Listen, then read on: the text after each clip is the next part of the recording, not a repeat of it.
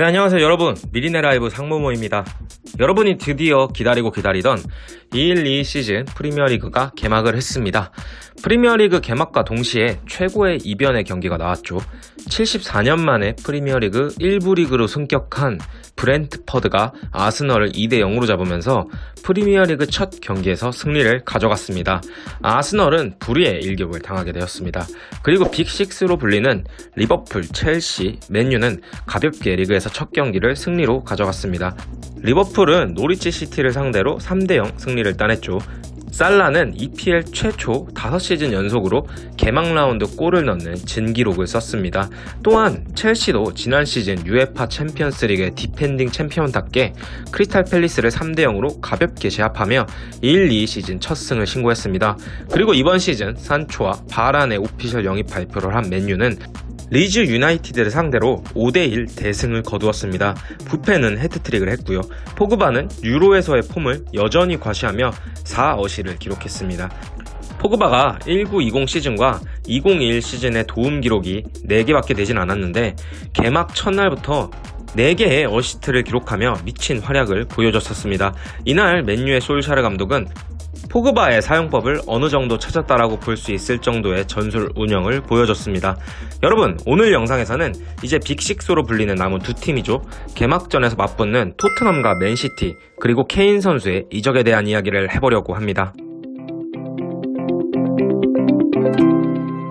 네, 드디어 토트넘과 맨시티와 토트넘의 개막전 경기가 다가왔는데요. EPL 디펜딩 챔피언이자 지난 시즌 UEFA 챔피언스리그 준우승팀인 맨시티는 잭 그릴리시를 영입했죠. 하지만 아게로가 떠난 그 자리를 케인이 채울 것이냐 말 것이냐에 대해 케인의 이적설 이야기부터 시작해보도록 하겠습니다.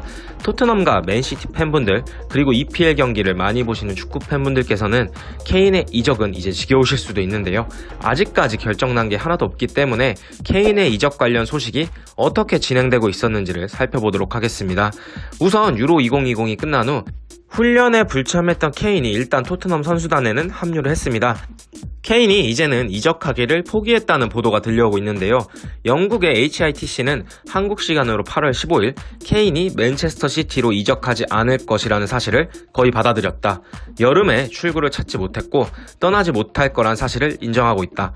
토트넘과 맨체스터 시티는 최근 며칠 동안 아무런 협상도 하지 않았다라고 보도를 했습니다. 참 현관에서 들려오던 소식으로는 맨체스터 시티에서 케인의 1억 2천만 파운드 또는 1억 5천만 파운드까지 토트넘에 제시했고 베르나르도 실바를 얹혀주는 옵션까지 더했지만 토트넘의 레비 회장이 이를 거부하고 있다고 알려져 있습니다. 또한 더 타임즈의 14일 보도자료는 토트넘의 스트라이커 해리 케인은 맨시티로의 이적을 포기하고 토트넘에 남기로 결정하기에 멀지 않았다는 보도를 하였습니다. 그리고 더 타임즈 또한 토트넘과 맨시티가 협상 테이블에 앉았다는 얘기는 없다는 보도를 했습니다. 그리고 이에 더불어 다니엘 레비 회장이 해리 케인을 맨시티에 팔 생각이 없다는 의도를 확실히 할 것이다 라는 얘기가 들려오고 있는데요. 레비 회장은 해리 케인을 통해 잉글랜드의 이적 레코드를 갱신할 수도 있을 것이고 해리 케인의 판매 비용으로 토트넘의 빚을 일부 탕감할 만한 어마어마한 수준의 제안을 받았지만 케인을 라이벌 구단에 파는 바보 같은 행위는 하지 않을 것이다 라고 전해졌습니다. 또한 케인은 펩 게르디올라 밑에서 뛰고 싶은 마음은 여전히 남아있지만 14일 토요일 밤 누누에게 자신이 합류하고 싶다고 분명히 표명한 팀인 맨시티를 상대로 뛸 정신적, 육체적 준비가 되었다고 밝혔다고 전해졌습니다.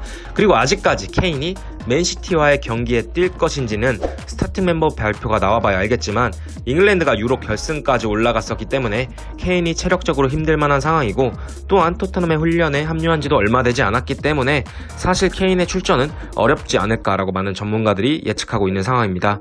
이렇게 되면 우리의 손흥민 선수의 어깨가 또다시 무거워지는 상황이죠. 하지만 맨시티를 상대로 강한 모습을 보여줬던 손흥민 선수이기 때문에 케인이 없이도 잘 치러낼 수 있을 것이라고 보는 상황이고요. 케인의 이적설에 대해 조금 더 말씀을 드리면 맨시티 역시 케인을 강력히 원하고 있습니다. 맨시티가 잭 그릴리시를 영입했기 때문에 미드필더진은 탄탄한 뎁스를 갖추고 있습니다. 김덕배, 그릴리시, 균도안, 로드리아, 베르나르도 실바, 페르지난주까지 있기에 화려한 미드필더진을 갖추고 있지만 사실 중앙 원톱 자리는 아게로가 이적했기 때문에 이제 제주스밖에 없는 상황입니다. 맨시티가 잉글랜드의 주장 케인을 강력히 원하고 있는 이유기도 하죠. 그렇기 때문에 공식적으로 많은 제안을 맨시티에서 토트넘으로 한 걸로 알려져 있는데요. 케인의 이적과 더불어 FFP 룰 때문에 감독들의 입담이 벌어졌습니다. 정확히 말하면 펩 게르디올라 감독이 화났죠. 맨체스터 시티의 감독인 게르디올라는 비평가들이 맨시티가 파이낸셜 페어플레이 규칙을 어겼다고 생각한다면 증거를 내놓으라고 요구했다고 합니다.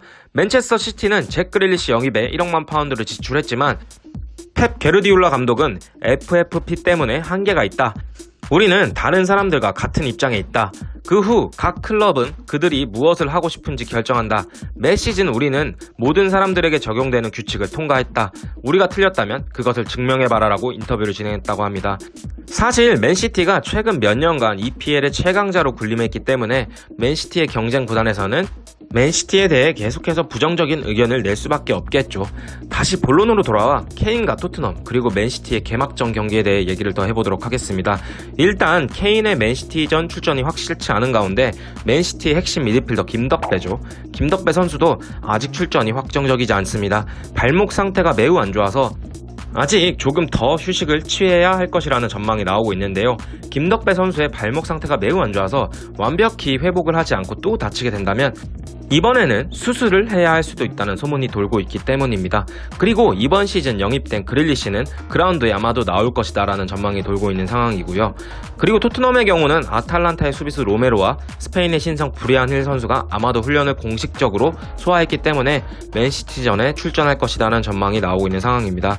그리고 누누 감독에 대한 이야기를 지난번 영상에서 조금 했었는데요. 누누 감독이 울브스를 이끌 때 펩의 맨시티를 상대로 총 7번의 경기를 가져서 3승 1무 3패라고 하네요. 맨시티보다 상대적으로 스쿼드가 약하다고 평가받는 토트넘이지만 누누 감독의 공식전의 경기력도 어떨지 기대되는 대목이긴 합니다. 그리고 마지막으로 토트넘에 대한 이야기를 조금 더 해보겠습니다. 만약 레비 회장이 1억만 파운드가 넘는 이적료를 제안받았음에도 불구하고 케인을 이적시키지 않는다는 것은 토트넘을 더 이상 셀링 클럽으로 운영하지 않겠다는 속내가 있을 것입니다. 이번 시즌 파버지를 단장으로 선임하여 미친 영입 행보를 이루고 있는 상황에서 공식적으로 이적 요청을 팀에게 했던 케인을 이적시키지 않고 계속 데려간다는 건 토트넘의 1-2 시즌은 빅4 진입을 넘어 우승컵을 목표로 진행할 것이다 라고 보시면 될 것 같고요. 토트넘의 레비 회장이 맨시티와의 개막전 경기가 열리기 전에 한 메시지를 남겼는데요. 간략하게 요약드리면 코로나 시국이지만 팬분들을 경기장에서 만날 수 있다는 것에 대해 전염병을 이길 수 있는 큰 기회가 오고 있다고 전했습니다. 저와 함께 그리고 파버지와 누누 감독과 함께 이번 시즌 토트넘을 응원해주세요 라고 전했다고 합니다. 레비 회장의 달라진 모습을 봤을 때 케인이 토트넘에 남는 게 거의 확정적이지 않나 저희 미리네 라이브가 조심스레 예측해보며 오늘 영상을 마치도록 하겠습니다. 영상 시청해주셔서 감사합니다.